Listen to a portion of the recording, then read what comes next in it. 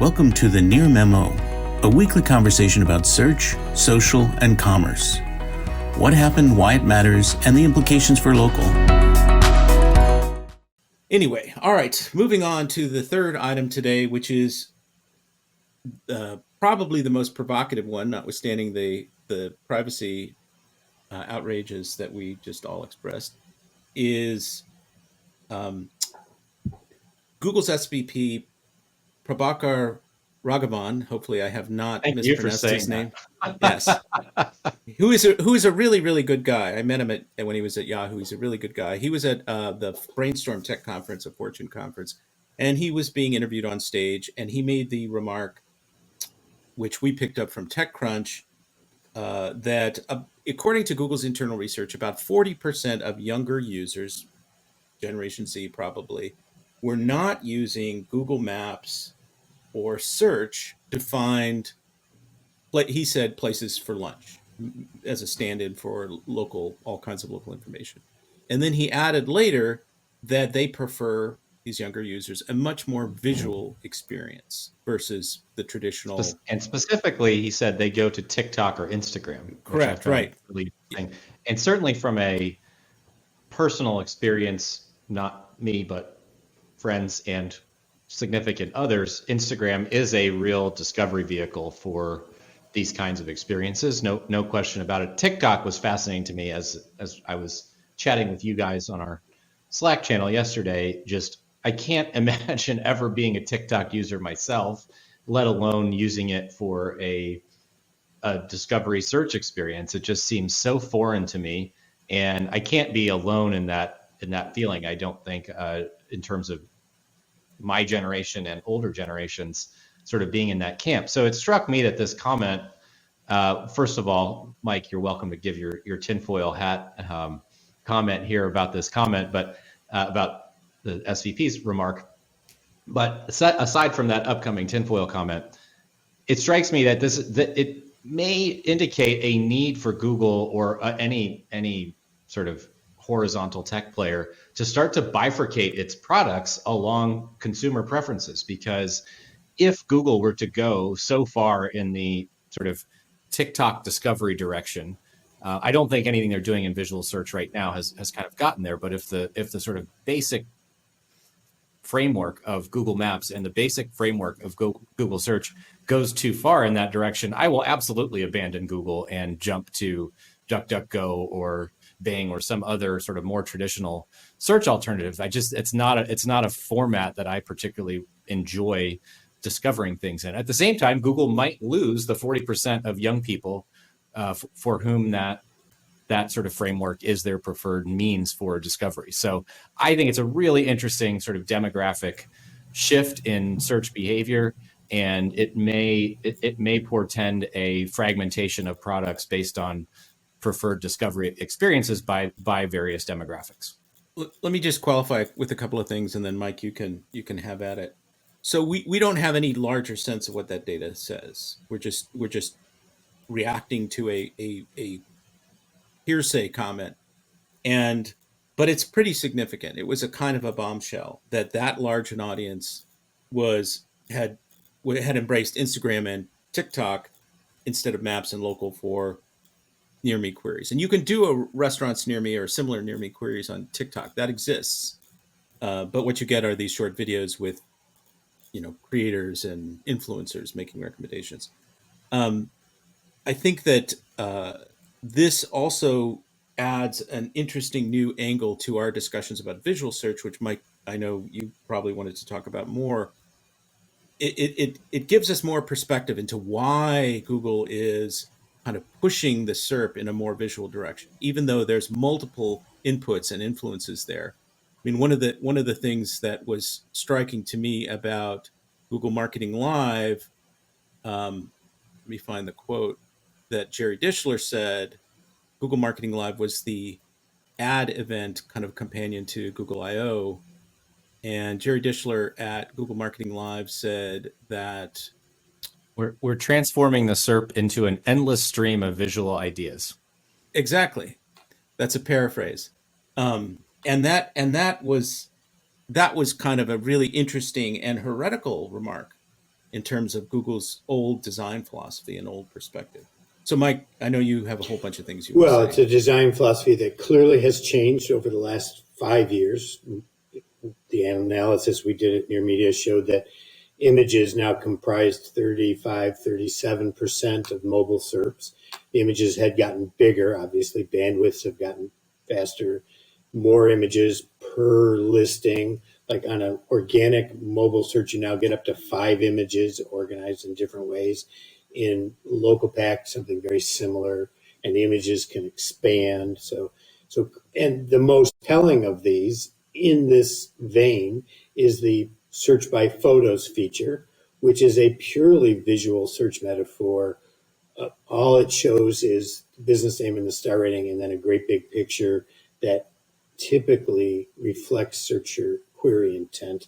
And when you click on it, you're brought into a much larger panel of images and star ratings.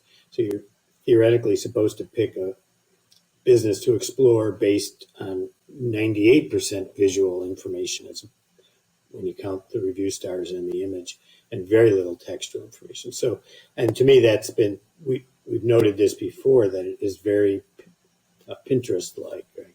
Or, you know, although I'm curious, Greg, how you know that there is a restaurant near me search in TikTok functionality. Because I did it. Oh, Greg included I went in there screenshot yesterday. in the newsletter. I went, yeah, I went in there and I did it because I thought, what happens when I'm not a TikTok user. I mean, I have the TikTok app, but I'm not really a TikTok user at all. Um, and so I was just curious what would come up when I did that search. And there are results and there's refinements. You can Yeah. refine the query. and But speaking of privacy breaches, now China knows that you are interested in restaurants.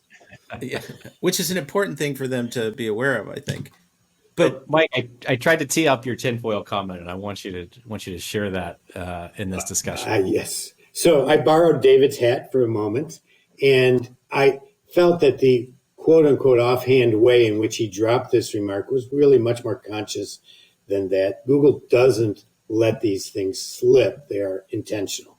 And yes, I think that some of the intentionality revolves around the idea of Google's positioning that they are not a monopoly, that users can just click to a different area. And this is proof that one whole segment has done that, as they've frequently quoted around Amazon now generating 55% of product searches, that to some extent, this is Google defending themselves against antitrust monopoly claims. I think that that's absolutely true. But I think there are multiple things happening. Young people. One of the reasons why young people go to TikTok, I think, is because even though on surveys TikTok doesn't rate very well for trustworthiness, you consistently see social media at the bottom, and TikTok is sort of there within that hierarchy, pretty low. But there's a way in which most young people feel like there's something more real or authentic is always the word that is used about human beings communicating the information, demoing the product, making the recommendation, showcasing the recipe, whatever it is, versus the kind of traditional presentation of results. I mean, I think that this goes back to the bookstore conversation in a way. There's some human affinity for that kind of information. It's a version of word of mouth presented on TikTok versus a kind of list of businesses that have a bunch of anonymous reviews, even though the It's reviews also a are, form of critic review. I mean, it's somebody yeah, you Yeah. trust intimately and that you align with philosophically to give you a recommendation. So it's stronger than an aggregate review in that sense. yeah, and you can do an evaluation. I mean, even if I didn't know either of you guys, and you were talking about bookstores on TikTok, which is a huge area for TikTok. Incidentally, TikTok is driving an enormous volume of book sales.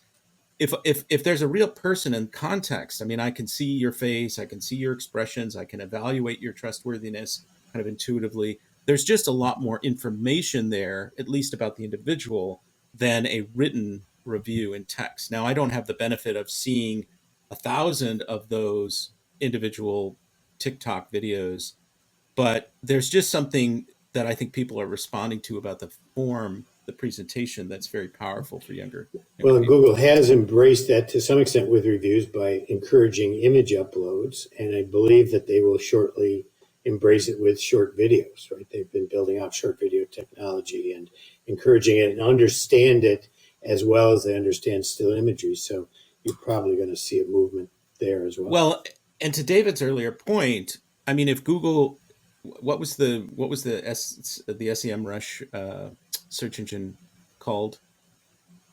Oh, you mean, yep, it's Ahrefs. Or Ahrefs, sorry, I confused the two companies.